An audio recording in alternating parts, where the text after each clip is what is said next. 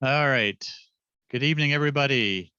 Welcome to the monthly meeting of Arundel Bird Club. My name is Chris Eberly. I'm president of the Bird Club. It's great to see everybody here. Yeah, we're getting more people joining on. I think we're going to have a really great presentation this evening.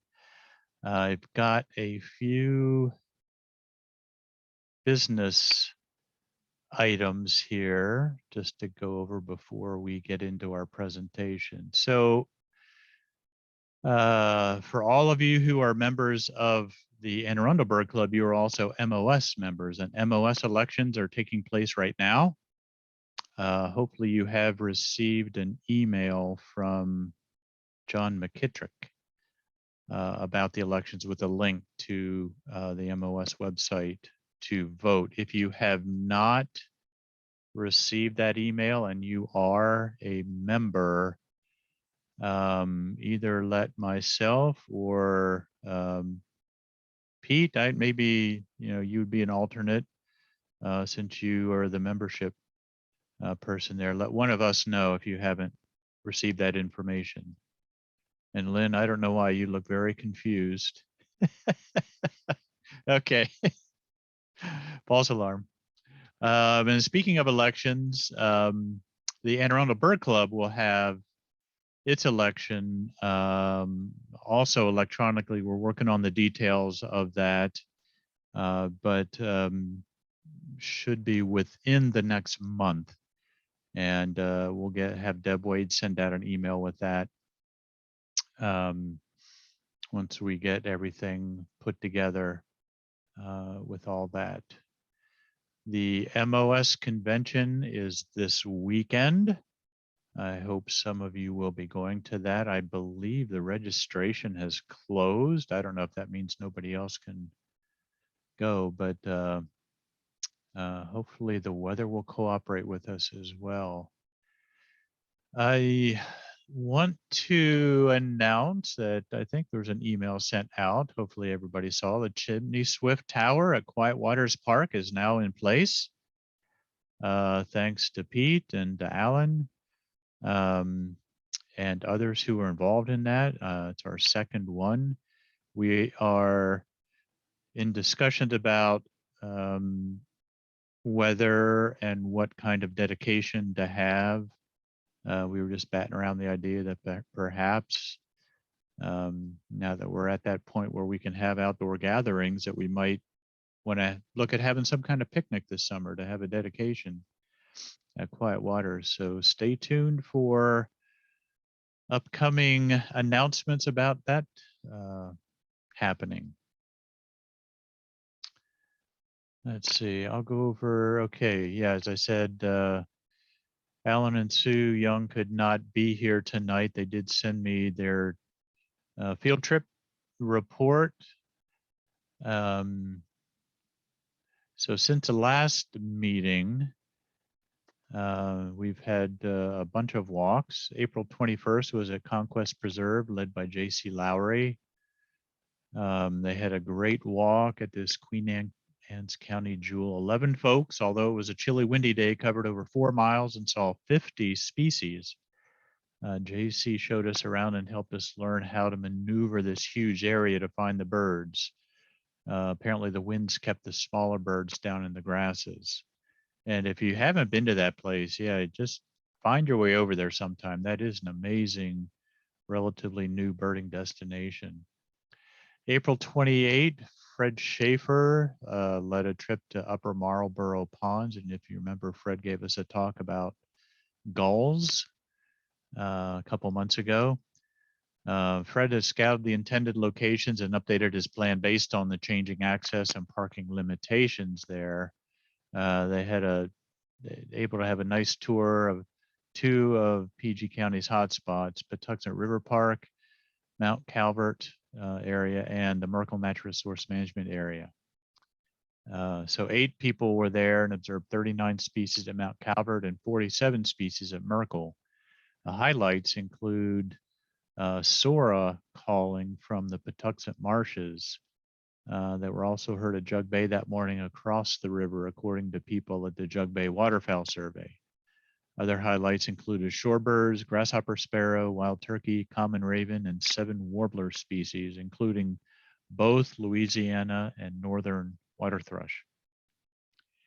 And then they say, then came May. Sometimes thought it can be a cruel month for weather. So May 1st on Kinder Farm, the monthly walk, 9 people observed 46 species, including evidence that spring was indeed here. Winter birds were wrapping things up. They still had a late fox sparrow, along with a large number of white-throated sparrows and hermit thrush. But with migrants arriving and some passing through, great crested flycatcher, eastern kingbirds, gnatcatchers, and 6 warbler species. Susquehanna State Park on May 5th was canceled due to the rain. May 7th, Stan Arnold led a walk to Southwest Area Park. It's a joint Arundel and Baltimore Bird Club walk, but that was canceled due to rain also. It might be rescheduled in November. May 11th at Milford Mills Park. It's an interesting 1-mile loop walk along a stream in the Gwynns Falls watershed just inside the Baltimore Beltway. It's a great spot in the spring. 10 people observed 61 species. Highlights were veery and gray-cheeked swainsons and wood thrushes, 6 Baltimore orioles, scarlet tanager and rose-breasted grosbeak. I think that is not nuthatch. Rose-breasted grosbeak, yes. And 16 species of warblers, including ovenbird, black and white Nashville, yellowthroat, redstart, Cape May, black-throated blue, magnolia, myrtle, yellow-throated, black-throated green, Wilson, northern water thrush, Tennessee, blackpoll, and blackburnian. That sounds like a good day. Don't see Jim Kolitz on here. Jim led a walk on May 15th, and I have no other details. So I was supposed to ask Jim if he was on. So I don't know anything about that. So that officially ends the 2021-2022 season. They have already begun their planning for the next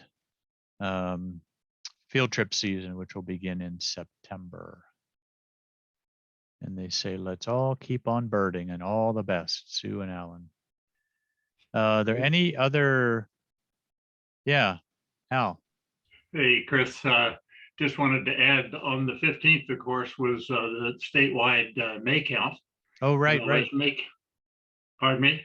Go ahead. Yeah. Yeah, and I don't know how many people got out in Anne Arundel County. Lynn and I did the Sandy Point area, and I know some people did the Fort Smallwood area. And among the highlights we had were about 15 brown pelicans off Sandy Point, and it's a year apparently they were seen.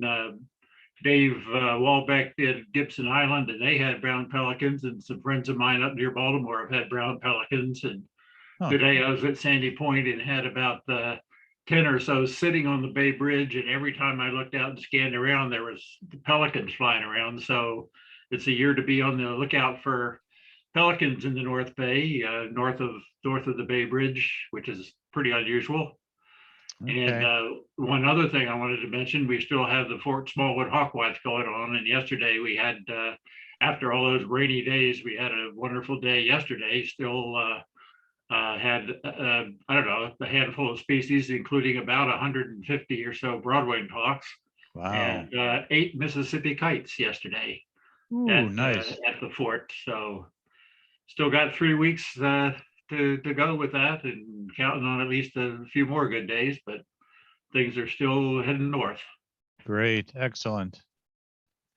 Yeah, interesting. All the pelican reports. That's, I guess, a good thing.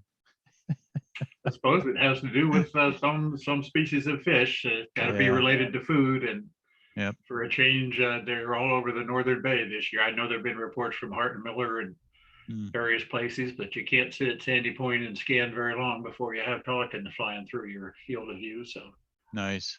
They seem to be sitting on the bridge. Wow. Roosting on the bridge. So like on the bridge as you're driving, you can see them, or Actually, under the no, underpart? on Okay. the old bridge, on the southernmost bridge, where the cables come down to the water, they're anchored in those big rocky islands that are nearly an acre each. And right. the westernmost one, closest to Sandy Point, is well vegetated with some short trees. And there's apparently a colony of breeding cattle egrets out there. I've seen them coming and going to the mainland and counted as many as 85 on Whitehall Road the other day. A lot of cattle egrets. Wow. And with a good scope, you can pick out some black-crowned night herons among them, and some pelicans flying in to land on the islands. I don't know if they're breeding, but the egrets and herons certainly seem to be. So you have to look on those rocky islands, just 10 feet above the water level, and that seems to be the center of the activity. Okay. All right. Thanks for the update. Dawn, did you have something to add? Yeah, I was watching the news tonight before our meeting, and they found in Harford County at Fisherman's, I guess Fisherman's Wharf or Fisherman's Park, the Conowingo Dam, 100 dead vultures. Oh. They're saying the avian bird flu is to blame. Oh, okay. So I was wondering if anyone knew anything about that. I'm still feeding birds at my bird feeders. Aren't they all black vultures? All black vultures, 100 of them. Right. They were just found today. Huh. Interesting. You know, reported some last week as well, another group of 80, I think it was. Huh. At the same place? Same place.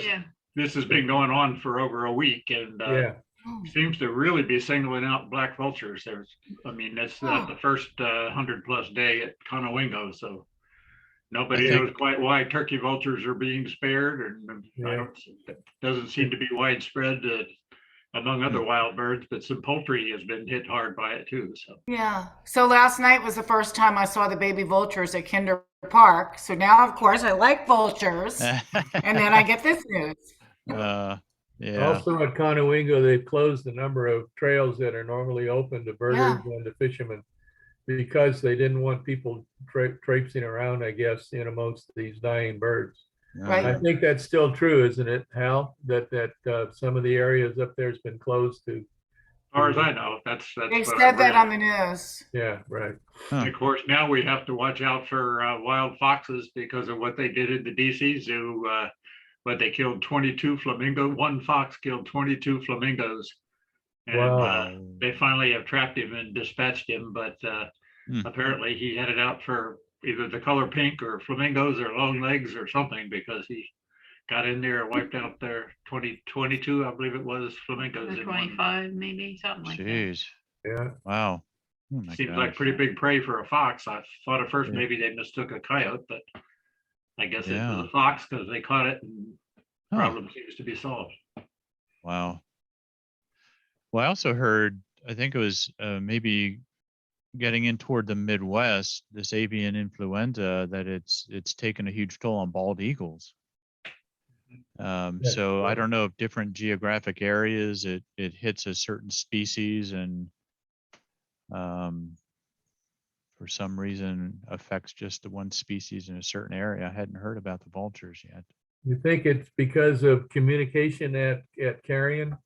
There's large numbers working on the same carcass. Yeah. You know, that would make sense because you know how certain things are spread by bird feeders, potentially like the conjunctivitis. So communal feeding areas in general have that potential for sure. Why not turkey vultures? Yeah, that's a good question. I mean, I don't have the answer, but well, around here, for some reason, how the large groups of vultures working on a given carcass seem to be mostly black. The old saw about the turkey vulture finds it and the blacks come in and take it over. Black vultures. You know, maybe that's why we're seeing so many here. It could be in other locations that turkey vultures would be impacted. Well, I think black vultures are a little more aggressive than turkey vultures in general. So yeah, maybe they're doing the turkey vultures a favor and scaring them off. Could be. Well, yeah, be vigilant around your feeders. If you notice anything that looks out of the ordinary, or any distress in birds, that's the sign to maybe make some adjustments. And you should always be cleaning your feeders and bird baths regardless.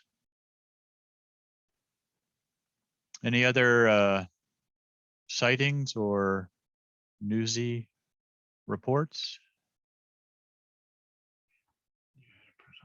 I would just, if I can make a comment, Yeah. and probably more for Alan, I guess, as the incoming president. I think we really need to keep our eye on this COVID thing, and whether or not the pundits claim about it actually spreading again in different variants and all that sort of thing. So I'm sure you would, but let's just put my 2 cents in to suggest that we keep an eye on it before we jump to in-person activities in any great way. It makes one nervous just to read the news about it. Yeah, I would agree. It sounds like it's really spreading, throughout the schools and in a lot of areas right now. So yeah, who knows what's next? I would agree. New York is back to masks and indoor locations, things like that. I'm pretty sure we're going to see some difficult political decisions here in the next few weeks if the information that we're looking at right now gets any worse. Anyway, thank you.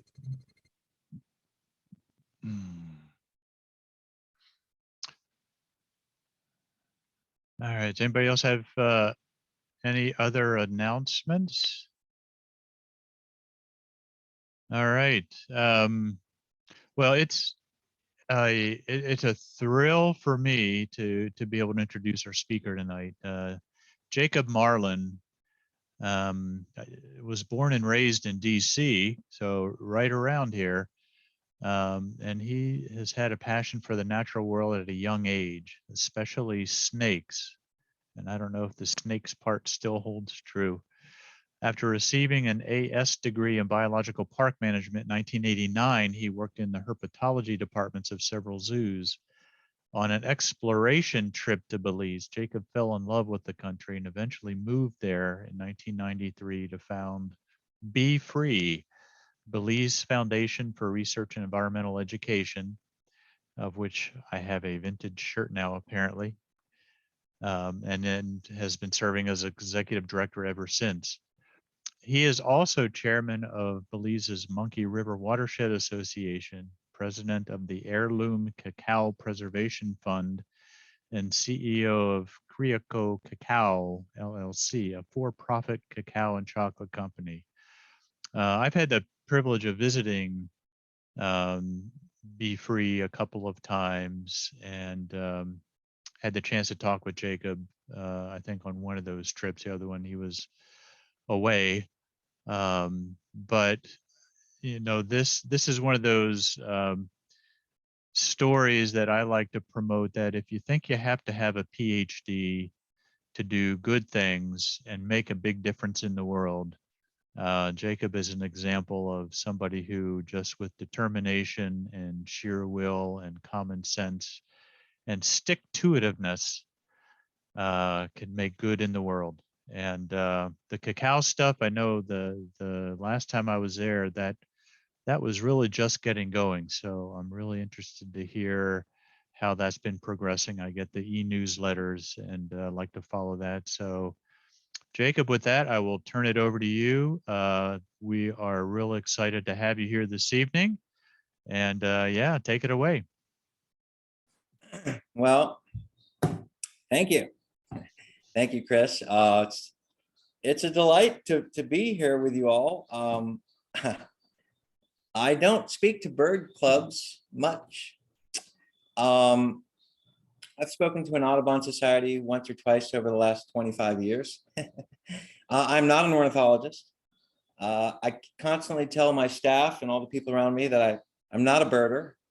However, I seem to know most of the birds, but it's not because I've tried, because I've been exposed to them so much that they've just driven their calls into my brain. Regardless, it's a pleasure to be with you all. Thank you for the introduction, Chris. I have about 3 presentations that I've shoved into one. I'm going to move through it relatively quickly. I'm going to try to cover a lot of different kinds of information. This is not going to be a typical bird trip to Puerto Rico presentation, sharing you all the cool birds I saw. No, this is going to be a combination of a story, some interesting developments, some opportunities, some luck, and it all focuses ultimately on conserving tropical rainforests and the many birds and their habitat that live within them. So I'm going to attempt to share my screen.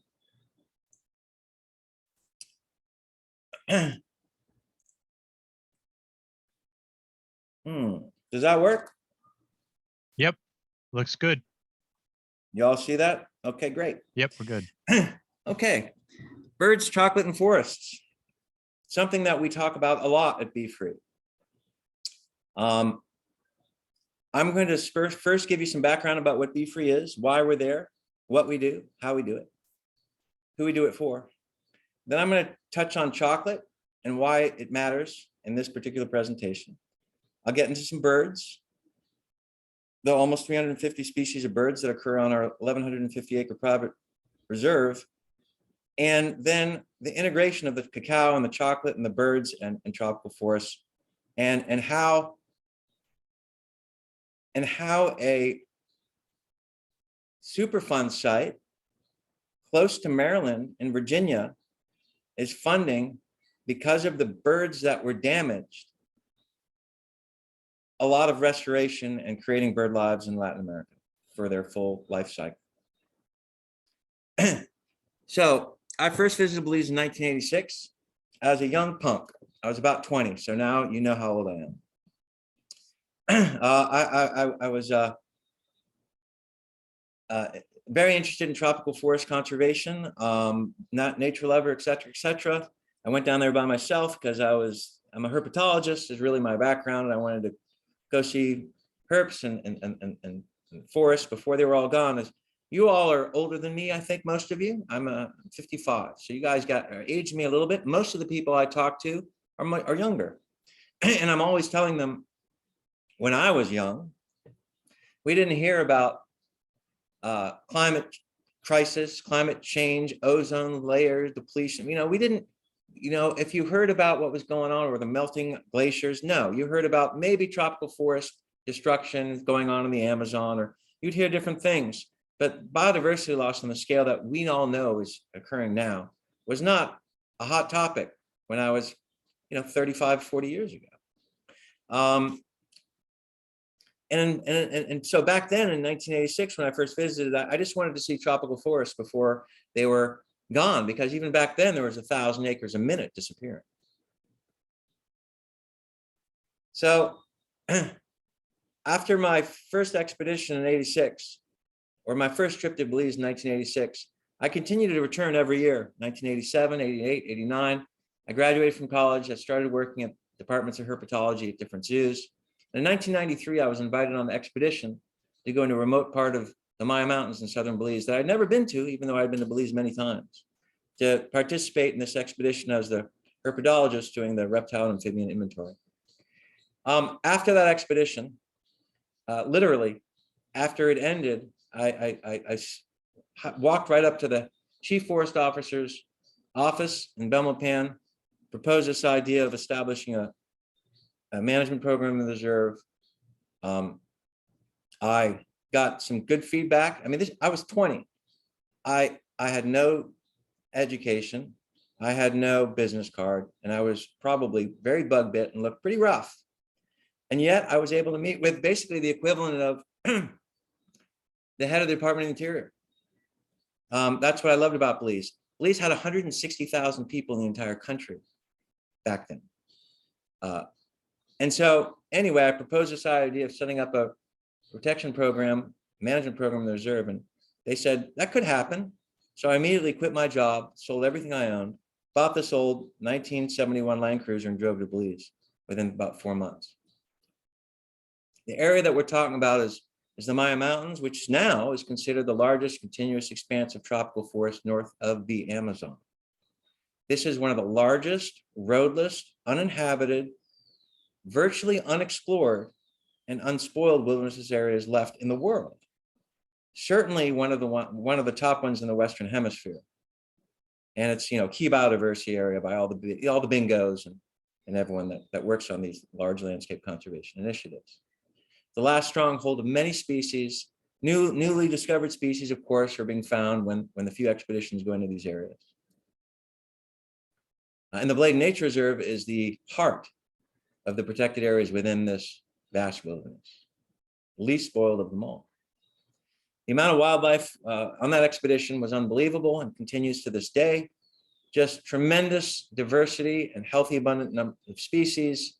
When you hike up into these areas, the animals pretty much ignore you because they haven't seen you or people much before. Even on BFREE, which is right on the edge of the reserve, which I'll talk about in a second. I'm sorry, there's curassows. In fact, this morning, just 2 hours ago, driving out of BFREE, there were curassows on my driveway. We saw scarlet macaws every single day from October through March of this year, as we have for the last 6 or 7 years. Crested guans, and I know these are not birds that you all see up in Maryland, but these are birds that have been extirpated or heavily depleted throughout much of their range. And in fact, harpy eagles, which I know Chris is interested in, and I'm sure some other you may be, we've had 22 sightings on BFREE in the last 6 years. I'll talk more about the work there later. Lots of species of birds, over 80 species of migrants, about 350 species of birds, just on our property and in the region around us.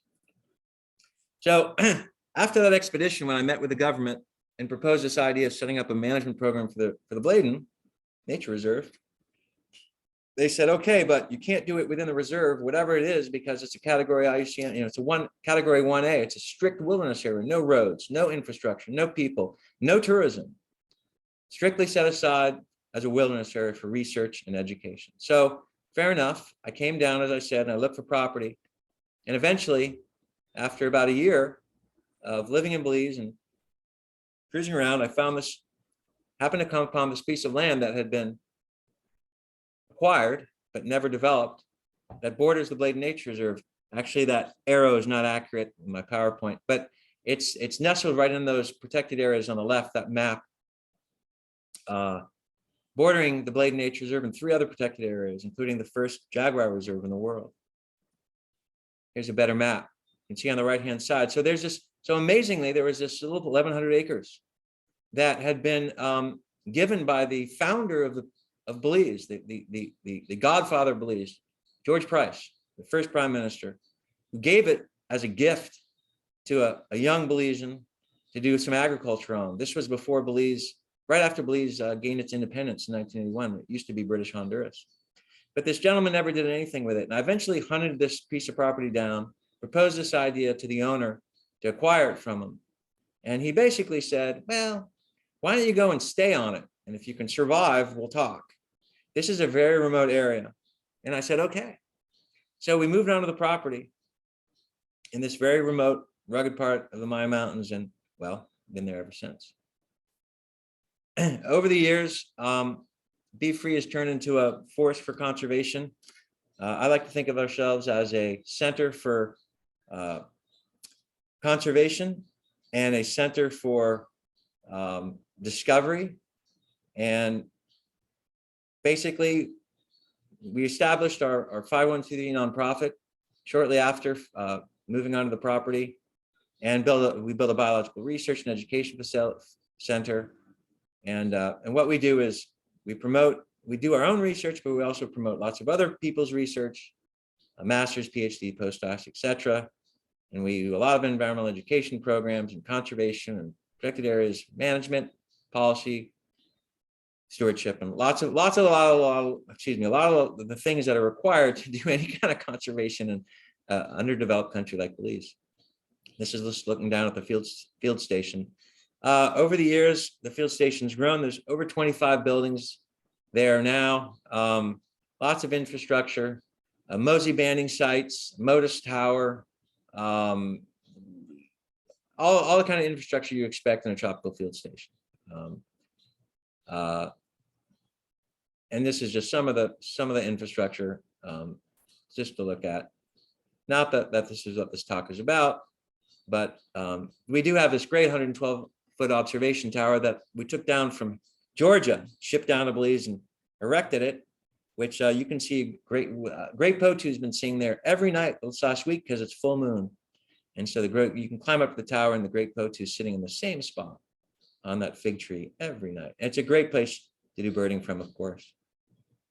And there's also this Cacao Discovery Center, which you'll understand why there's any of this chocolate factory.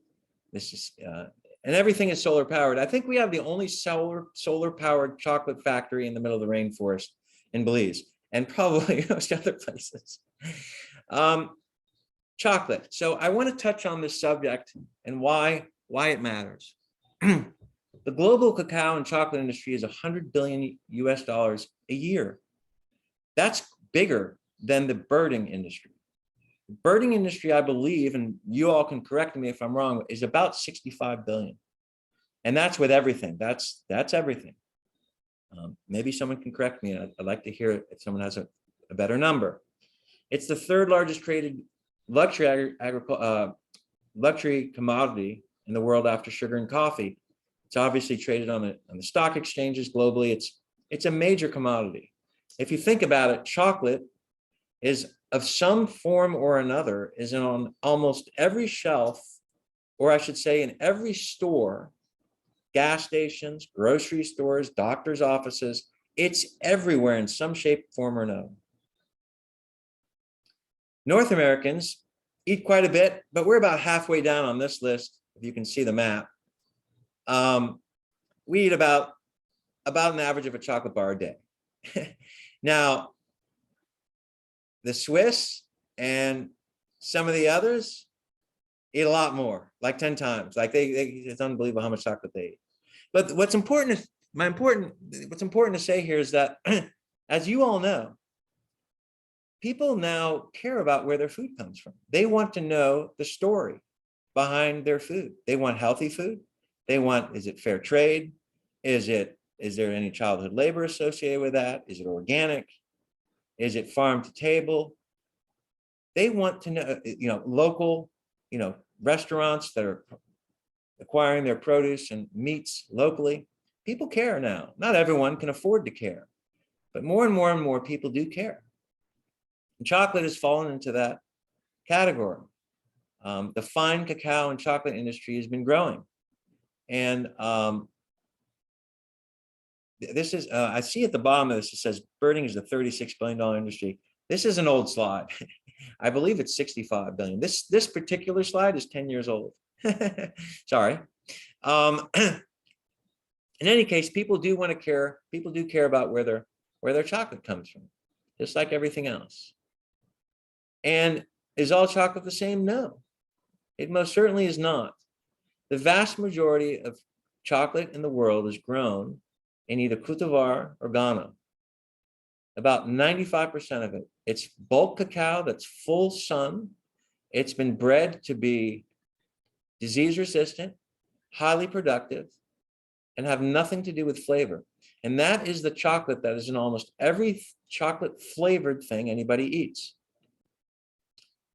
There's a small percentage of cacao in the world, 5% or less, that's considered fine flavor. And this cacao generally is grown in shade and is more environmentally friendly. I just do want to say that cacao forests, cacao farming and agriculture has been one of the many contributors to tropical rainforest loss for the last 300 plus years.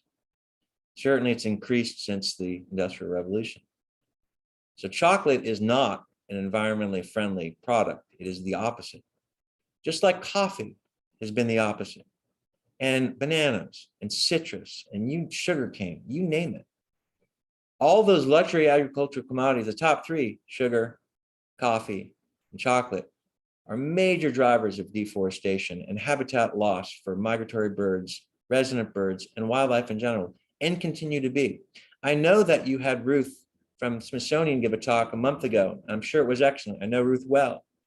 And the work they're doing with forest friendly coffee is excellent. There's a movement in cacao that's happening now as well. But I guess my point here, I've belabored the point maybe, but chocolate is not all the same. Cacao trees it's an evergreen that grows. It's a short tree, 10 to 20 feet tall generally, that grows real close, within about 10 degrees of the equator, north and south, throughout the world. Its origin is likely South America, somewhere around the Peru, Colombian, Brazilian border. There's a lot of work on that, but it's possible there's some other that's where its center of diversity is, and so that's where I believe it originated. Cacao is grown in nurseries. It's planted. Most of the 3.5 million smallholder farmers that grow the cacao around the world only have a couple of acres. These are small family farms, and that's where most of the cacao comes from. There are some larger cacao farms globally, but most of it is done in smallholder farmers that sell to co-ops, and then that goes up the chain. Don't really need to waste a lot of time talking about cacao and how it's grown. It's not that important during this talk. The beans are harvested, they're fermented, they're dried, and then they're turned into cocoa powder, cocoa butter, or chocolate. Most of cacao is actually pressed and the cocoa butter is removed and sold, in the cosmetic industry and others because of the value. And then vegetable oils and other oils are put back in as part of that chocolate product. So why did I talk about chocolate? I'm going to get into it more in a minute, but what does it have to do with neotropical migratory bird conservation, habitat conservation? Well, and this is where the talk gets interesting, because we, many years ago, discovered a juvenile harpy eagle flying around in the forest not far from BFREE. We didn't even know what it was until eventually it got properly identified. It was a large white bird and looked kind of weird. We weren't familiar with juvenile harpy eagles. And that started a project funded by lots of different great funding agencies, the ones that you can imagine. Everyone from the Peregrine Fund, TNC, and everybody else, Nat Geo and Disney, etc. And we started this almost 10-year-long project to study, to try to see where there are harpy eagles around here. They were thought to be extinct. The only known breeding population of harpy eagles was 1,000 miles south of where we were in Belize. So we started this project called the Integrated Community-Based Harpy Eagle Avian Conservation Program for the Maya Mountains. And that project, we couldn't spend all of our money and time just looking for harpy eagles. It was insane. It's like a needle in a haystack. So instead, what we did was we started working with Institute for Bird Populations and different universities, and we set up Mosey sites, and we started doing the first very comprehensive bird study of this part of the Maya Mountains that had ever been done. We trained local people, and people that were not ornithologists, people that were basically hunters or fishermen or loggers, and we transformed them into parabiologists and avian technicians, and this about 15 of them, men and women, over about a 10-year period. And they eventually took over the project and ran the project. It was a very exciting time. And that project attracted a lot of bird enthusiasts, because all of a sudden we had tremendous amounts of data. We were bird banding, right? We were working, full-time in the forest. Mosey sites are usually visited, I think, once a month over a 4 or 5 month period for like 2 days. We were visiting them 22 days a month. Every month of the year we were doing this work. So all of a sudden we had this massive data set, and we attracted folks from the Smithsonian and others, graduate students, postgraduate students, PhD students, masters, started coming down and started to build on this data set and this work that was going on. So all of a sudden we had all this great information. One of them was Emily McKinnon from Canada, who brought geolocators down. This is 2008 or 9. This is old information, but it's relevant to today. So bear with me. 120 geolocators put on wood thrush at BFREE. We followed them. All this work was being done on all these birds. We were hiking up deep into the blade and doing all this, these mosey sites. Some of our mosey sites, we had to hike 8 days. We had to hike 2 days to get to these mosey sites. So we'd go into the forest for 8 days at a time, camping, just to collect this data. So this was a pretty large, very intensive project. But I'm trying to get to the right slide. So this is old data, I know, but over that six-year period, we captured over 5,000 birds, banded over 4,000. Our recapture rate was really pretty high, 25%. And so the point of all, I mean, maybe you guys are interested in this data, you probably are, because you like birds. But my point is, we were collecting a lot of information. And what we found was that about this time, well, let me see if I can get all of this right. A lot of the birds that we were finding were listed in terms of high conservation concern from PIF. And so we were making a lot of discoveries. The wood thrush themselves, the pink is the pink is the fall migration. The green is the spring, from a series of about 6 or 7 wood thrush.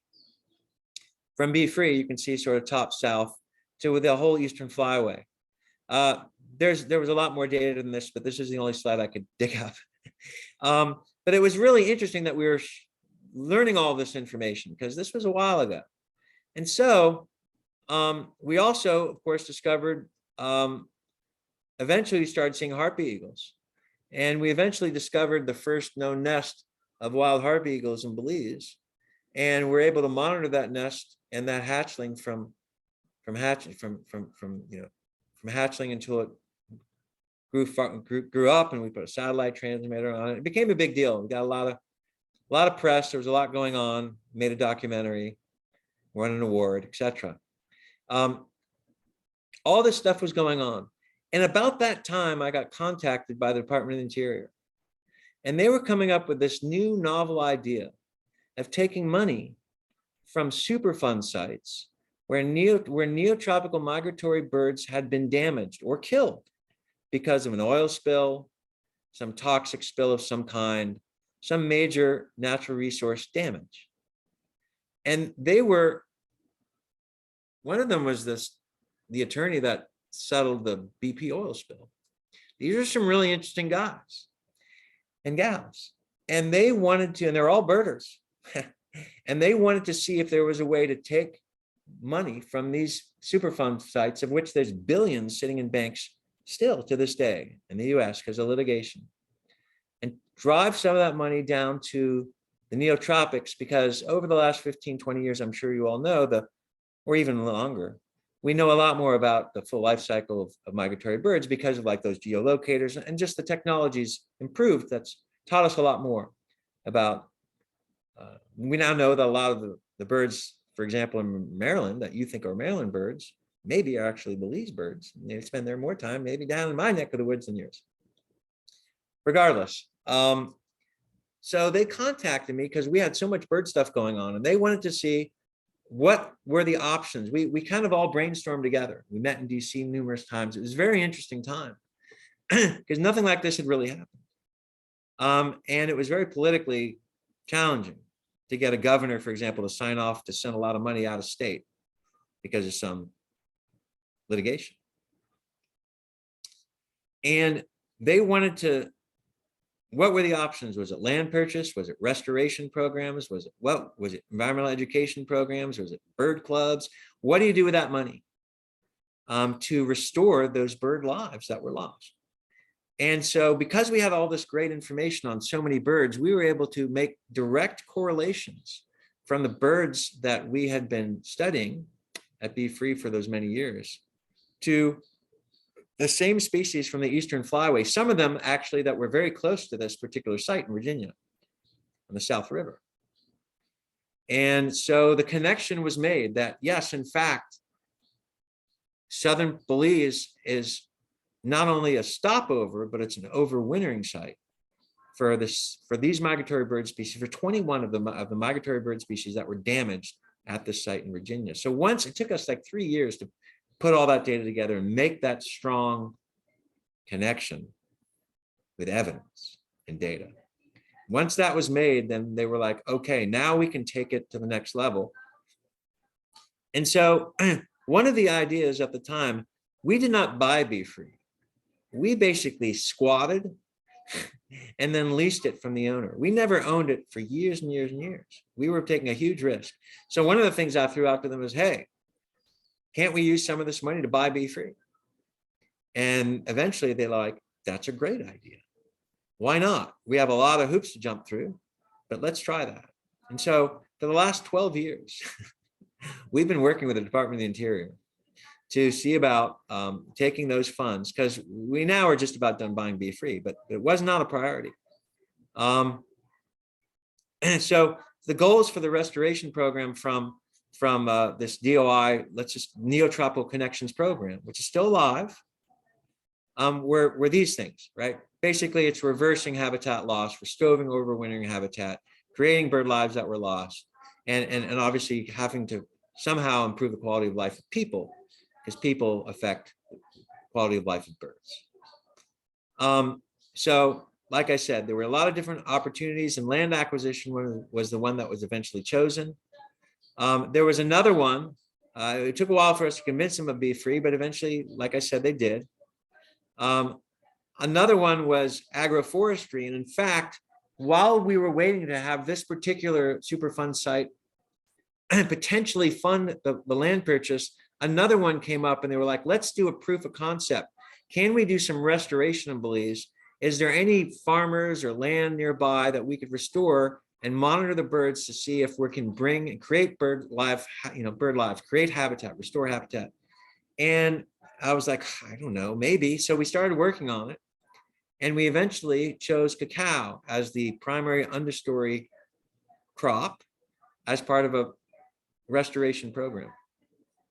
So that program went on for 5 years. And that's how BFREE got into cacao, was through a bird program from DOI. Now, what that led to was way more interesting than we could have imagined. When I first went in that expedition, the Blade Nature Reserve in 1993, the old chiclero and jaguar hunter, who was our guide, pointed out some wild cacao trees. I didn't think anything about it because I didn't care. I was doing a reptile amphibian inventory, but I do remember that. And I also do remember that at the end of that 15-day expedition, we were starving and had run out of food.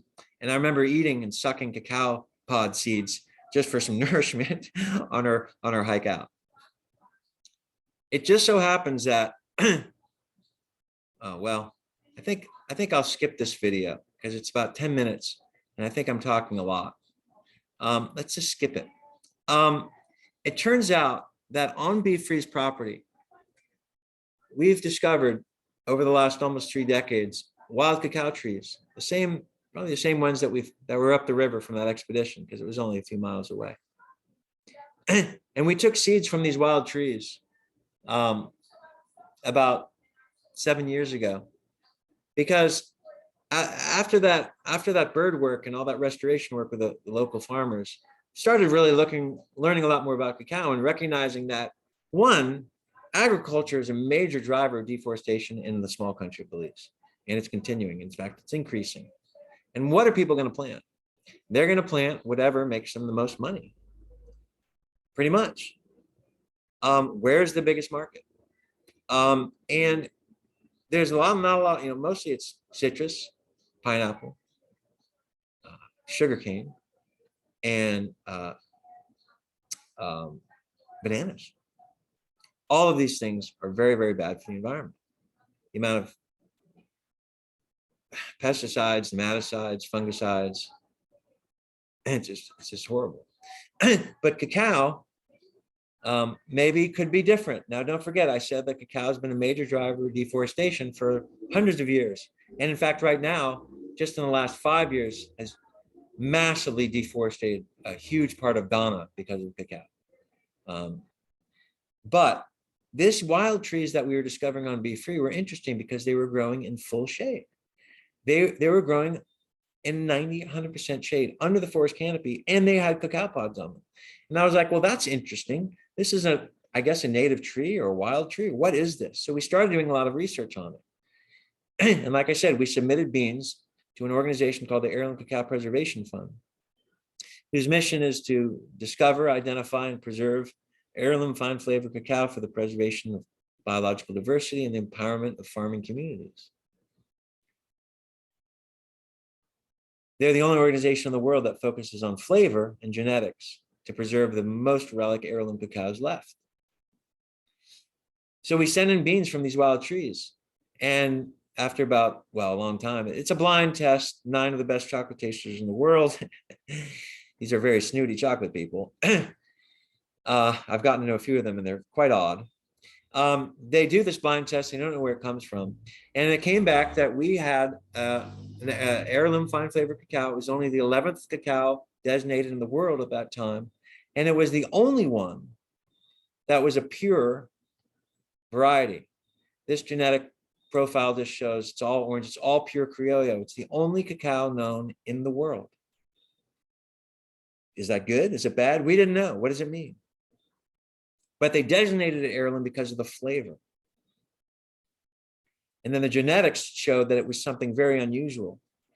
This is the only cacao in the world that's never cross-pollinated with another variety. There are thousands of varieties, cultivars of cacao in the world, and they've all cross-pollinated. They're like, you know, mutts. But this one that's been growing up in the Maya Mountains in this very remote location has been here for thousands of years. In fact, just last week, I spoke to an archaeologist friend of mine who just flew up into the Bladen, what is today? On Monday in a chopper to continue his archaeological work. And they've been able to carbon date human remains with cacao 6,000 years ago. This is the oldest known human use of chocolate in the world. Hasn't been published yet. It's about to come out. So this may be one of the original, this is maybe the mother of all cacao. This may be one of the original cacaos. It may very well change what we know about it. But what's more interesting, and why does this matter in birds? What's interesting is that this cacao loves shade. It's a shade-loving species. So we started about 3 or 4 years ago this very intensive project to conserve and propagate this wild heirloom cacao in order to see its, to investigate its social, environmental, and economic potential. We've georeferenced all the wild cacao trees on the property. We've done tremendous amounts of data collection, all these wild trees. We've learned that between 70 and 80% of shade is when they're the most productive. We've started a massive nursery.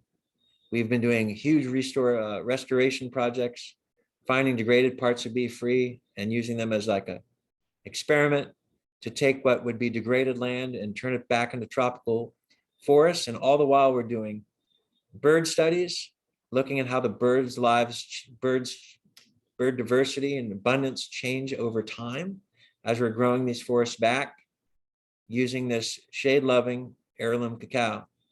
We're experimenting with different planting densities. If you look on the left, we're starting with basically we take a heavily degraded area. That was not a forest. That was it's an old part of where the river used to go. We basically took it down to bare soil as if it was a cornfield or a banana plantation, basically where it had already been heavily degraded, and then we bring it back.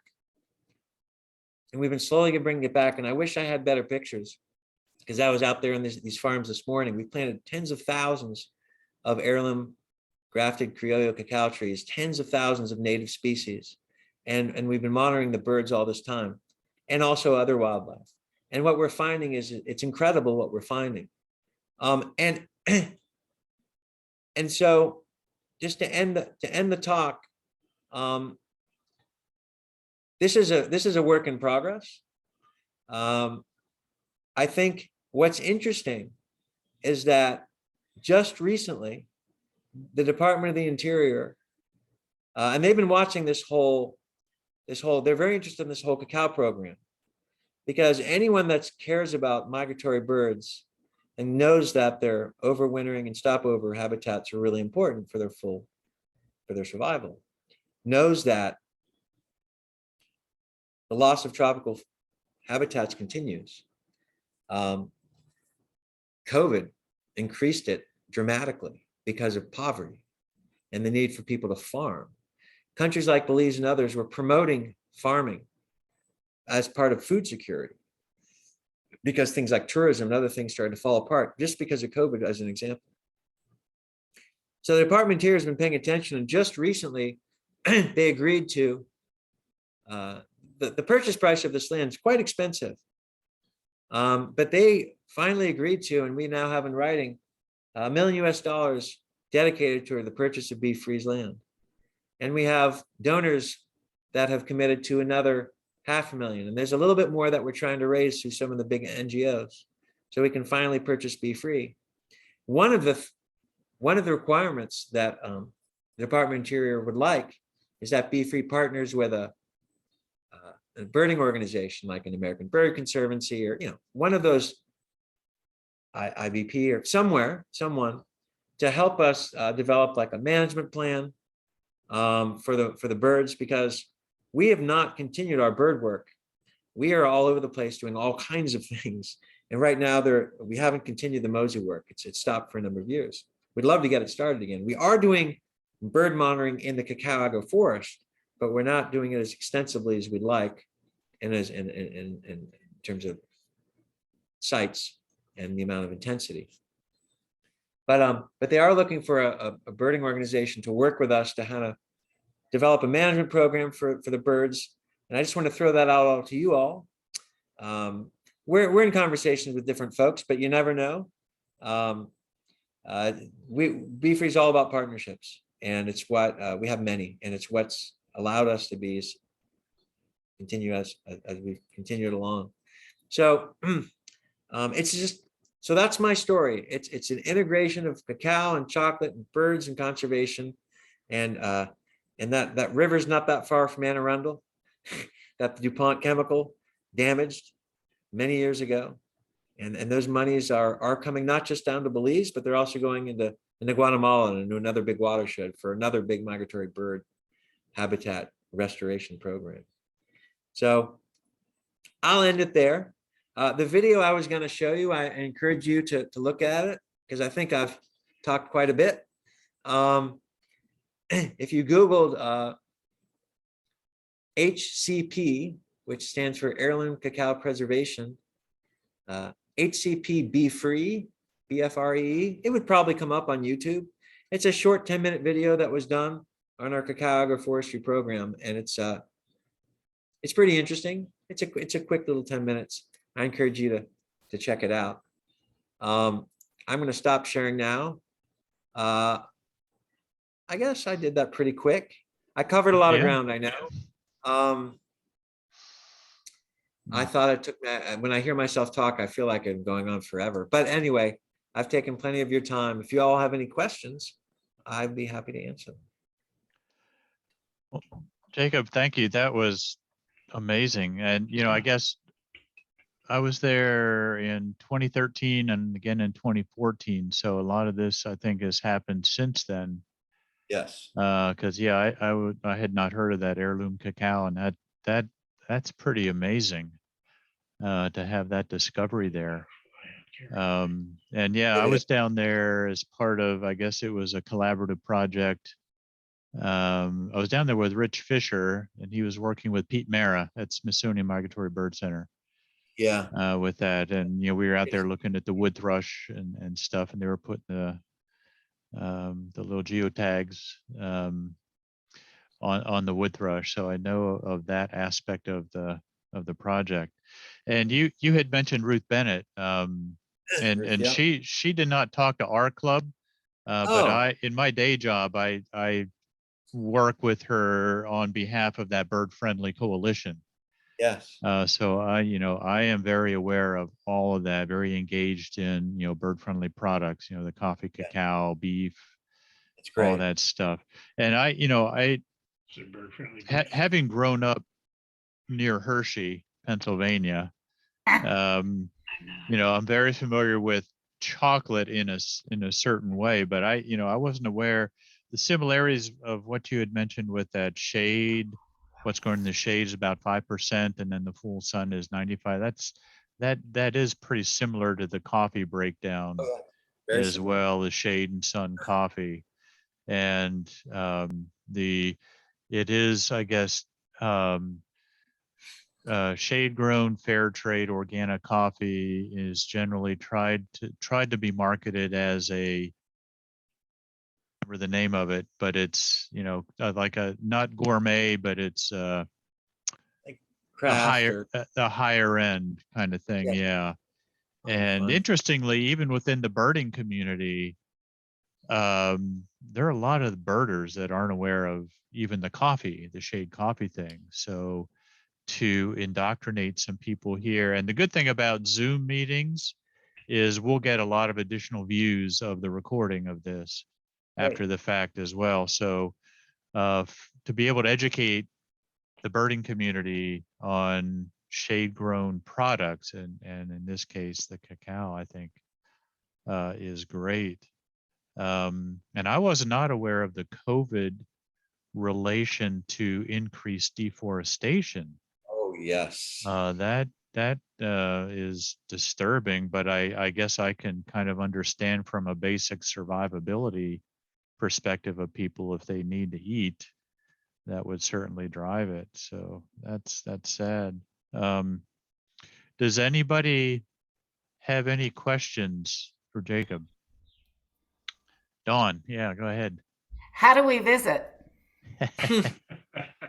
Plane ticket.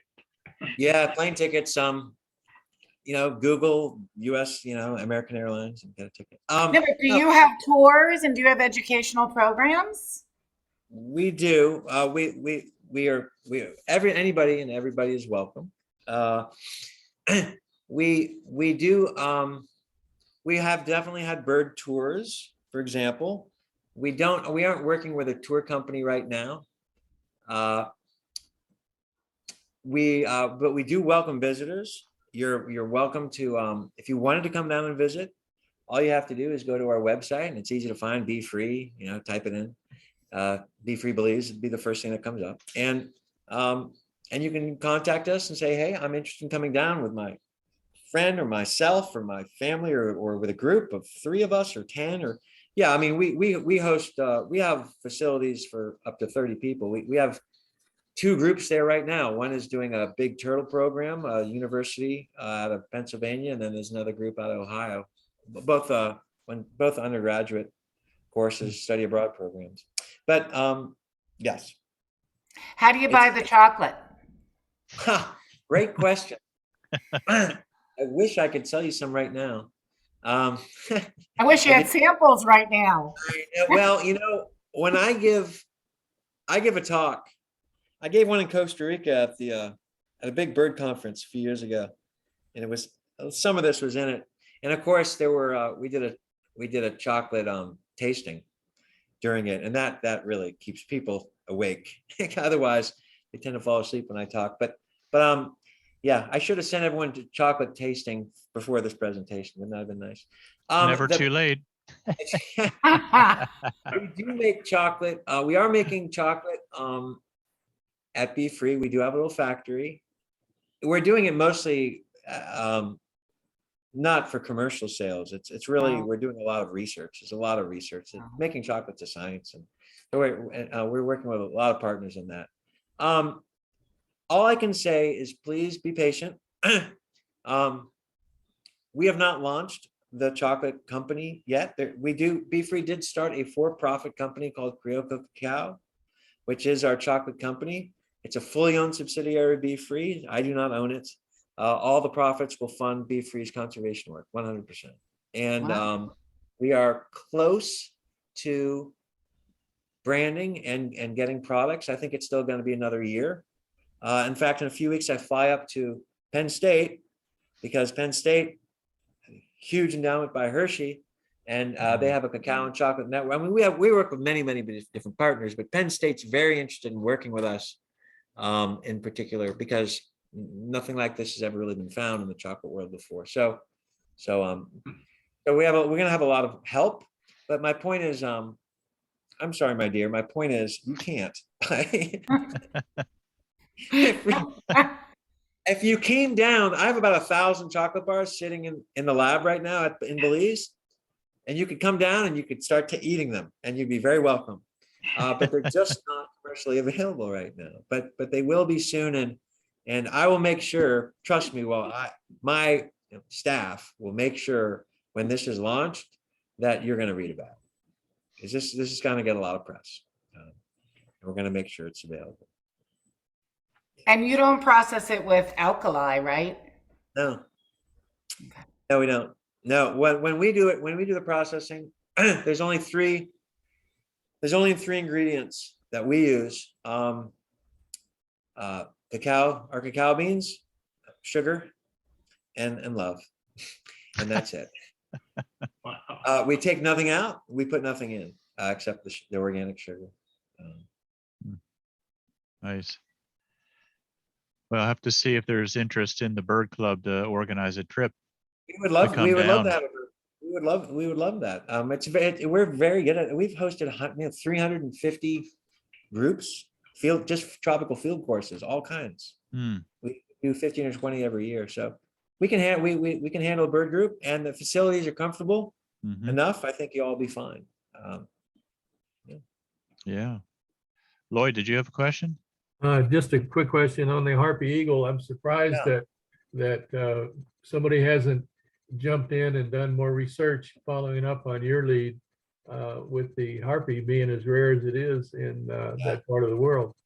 But do you have any other comments on that, or is that something you would get back into with BFREE, or would you solicit some ornithological group to do that? It's a great question. You are right. It is a little surprising. I mean, we were the driver of all that work, and it was 8 or 9 years. It was very, very intensive. Yeah. And we published in Wilson Journal of Ornithology, and we got it out there, and we kind of felt like, all right, we graduated all these people, we published, we've been a documentary, we're done. It's like, let's take a break, because it was exhausting. But that work was up into the Bladen. So that was not at BFREE property itself, even though we bordered the Bladen Reserve. Since then, since 2007, we are getting visited by harpy eagles frequently. We had one as early as March. We spot them literally sometimes in the trees right over the dining room. The last bird was right in front of my house. I was not there. I was so annoyed, because if I had a drone, even though I wouldn't have flown it for very long, but maybe I could have taken a picture of the harpy on a tree with my house in the background, and then I could have just retired and jumped off a cliff. But no, surprisingly, you're right. No organizations have come back. We haven't really solicited anyone. We've sort of moved on. But the fact, we're actually very concerned that there's at least one pair that frequents BFREE 3 to 4 or 5 times a year, that we see it, or both of them, when we didn't for 15, 20 years. And so we're wondering why. What is that a good sign? Is that a bad sign? What's going on? And no, I think we'd be very, very, we're really curious whether or not they're nesting on our property, but we haven't done the work. We would be very open to having a university or a society, or of course we would. But we're just so busy doing other things. Right. No, I'm not complaining about it. Yeah. You obviously have a lot on your menu, and you did a lot of background work, and you basically, established the ecosystem inventory, if you will, of bioassay, and that's wonderful, because now before the planning what was there. And now you can compare it in a future study with what you're doing. No, I think it's amazing, but it just strikes me how much there is interest in this particular species, and to have it in this kind of obscure location, if you will, compared to where It is really curious and interesting. We when there's a harpy sighting, of course, we all go crazy and we take incredible pictures. They just sit there for an hour or two. It's nuts. And then they fly away and we're like, oh, that was incredible. And then we go about our work. Well, I guess on one hand too, is as you mentioned right at the outset, it's you've got right there the largest unbroken contiguous block of tropical forest north of the Amazon, and you're apparently making discoveries of all kinds every year. Yes, we are. So it's, until you get in and explore it more, who knows what else might be in there. So yeah, it's the good thing about birds and studying birds is they're a lot more visible and audible than those, crazy little herp things that you like to follow around. Don't have to kick over rocks or logs to find them. No, for sure. We have a great birding staff. So many of our staff that do completely different things are really avid birders. I think, was it yesterday, the day before was World Bird Day? Wasn't that? The 14th, Saturday. 14th, yeah. So of course, everyone was up at 5 a.m. birding like crazy. We got 130 something species, about 3 people they're not professional birders, but they're very good. And they do eat birds and all that stuff. So just another quick question, Jacob. The mammals that you showed in one of the early slides, were those on your BFREE property or were those up in the reserve? Oh, that's on BFREE. That's amazing, really? So today is what? Wednesday? Yep. Wednesday. Okay. So Monday, we do a long-term camera trapping study, right? So Monday we check camera traps right behind our turtle ponds. But we have this breeding program for critically endangered Central American river turtle at BFREE. And Heather showed me the picture, I think it was yesterday at breakfast. Amazing. I wish I had it on my computer, I'd show you. It's a jaguar with a baby walking behind it. It was about 150 meters from the dining room. Yeah. And then like 6 hours later, a mountain lion, same spot, same camera. Whoa. Nice. But that's not unusual. That's what we get. But I had I've seen jaguar shots with prey, blood, it's kind of gory, and that's been pretty interesting. I'd not seen a jaguar with a baby walking behind it before in all these years. So that was really special. Yeah, the diversity and abundance of wildlife is truly amazing. I was just talking about it with someone today. We've been there now almost 3 decades, and BFREE is entirely solar powered. It's quiet. Of course, we make noise, but not a lot. And I would imagine at this point, almost all of the wildlife, not all, but the vast majority of the wildlife has been born since we've been there. Yeah. And so they're just, we're just part of the environment. I mean, there's so many monkeys that literally they fall out of the trees. And I'm not kidding. We have a problem with monkeys falling out of trees. Lynn, you had a question? Yeah, I'm curious. Have you studied the pollinators of your wild cacao trees? What a great question. We had a master's student from University of Texas and University of Knoxville, Tennessee, starting in early 2020. We started this great pollen study, and then of course COVID, boom, and that was that. We haven't seen her since. We do have a PhD student coming down on June 4th to start again. What we do know is that with most cacao, it's midges. Midges are the primary pollinator, little tiny midges. They don't fly very far, but some cacao is self-compatible. And we're pretty sure that this wild cacao, because there's a lot of there's a lot of research being done. We're not 100% sure, but we think most of this wild cacao is self-pollinated. And we have found 4 different phenotypes of this wild cacao, which is very strange. Some bottlenecking is going on, and some of them probably are going extinct naturally because of how few there are. But it's a great question, and we have so many questions, but that is one of our top ones. A bit. Do you have any problem with this on how, do you have any problems with poachers, trespassers, stealing either your plants or your birds or your jaguars? The only problems I have with anyone bothering anything in or on our property are birds. We've got bare-throated tiger herons that are feasting on our captive-born critically endangered Central American river turtles. We've got woodpeckers and other types of birds that are poking into our wild cacao before the pods are done.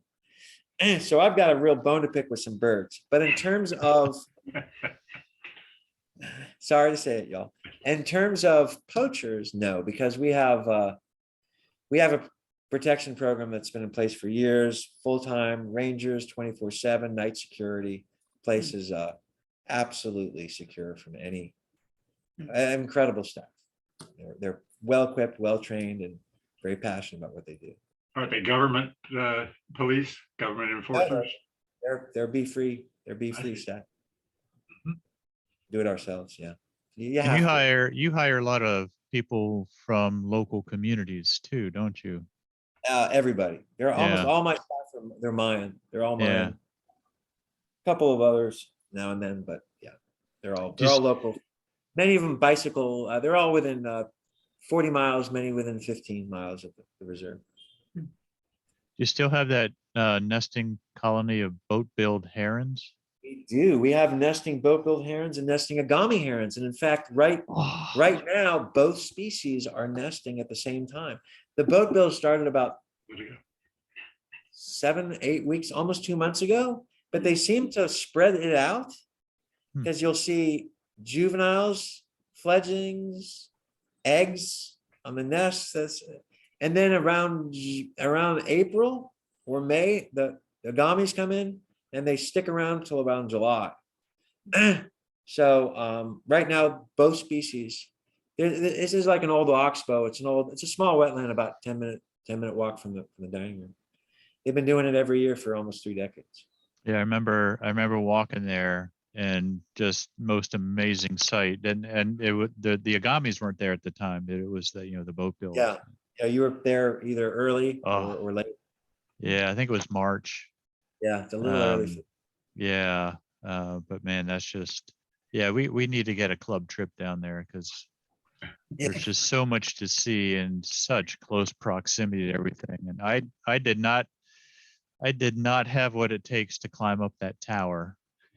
Well, not everybody does. You don't need to go to the tower to see birds. I mean, the place is so noisy. Yeah, it's a very noisy place, thanks to the birds. Is there a particular time of year, Jacob, or just about any time of the year that for birds and if one's would? Well, I mean, you probably want to get the most out of it and come when the migrants are here at the same time. Yeah. Because it's crazy. So that's really, that's end November through April. Right. And that is the best time of the year to come anyway. Really, January, December through March is the time. Yeah. You're not going to see the agamis, but you're going to see everything else. Yeah. And mammals are around anyway. So. Yeah. It's cooler. It's a little drier. It's not so buggy. Right. It's a beautiful time of the year to bird. January, February, March. Okay. Christmas. Yeah. And then we can always take a little jaunt northward. Where's the place where the agamis are much more common? North of the airport, even. Like Crooked Tree. Yeah, Crooked Tree, I think it is. Yeah, I mean, there's a lot of great. I mean, Yeah, just one. that's the one place I've seen them. Yeah, so. Sounds like a great trip, Chris. We'll count you in. Let's put it together. Wintertime especially, love it. Yeah. Christmas. Come to a Christmas bird count. Yeah. Ooh. Yeah. Right after our local one is done. Not until we're done. Priorities. Might have to bump up the Anne Arundel count a little earlier this coming year. 40 years of tradition or 60 years. Well, that, Yeah. yeah, we can leave the day after, right? Yeah. Y'all are very welcome. I guess I'll leave by just, any more questions? Yeah, I was Can just you gonna say visit you're with- doing absolutely excellent work. I'm so glad I listened to your talk tonight, Jacob. It was great. Yes. And, Happy to share. and I endorse, as a FID myself, I endorse Chris's introduction. You don't need to be one. What you need to be is a person like Jacob, who's particularly enthused and willing to learn and is dynamic. It sounds to me like you've been that way all your life. It's great. Thank you. I appreciate it. One way you all could support what we're doing in a fun way, of course, if you want to just write a huge check, please do. Oh, yeah. But and of course, we are a 501c nonprofit, and we do rely on donations. Of course, we do. We generally stick away from grants because we find them laborious and annoying, and we have a good, strong funding base, and our sustainable funding models with visitation is pretty good. But you could also, if you wanted, adopt a cacao tree. If you adopt a cacao tree, you'll be given a certificate and a picture, and your name gets on one of our young cacao trees in the agro-forestry farm, and you get sent 3 heirloom fine flavor chocolate bars.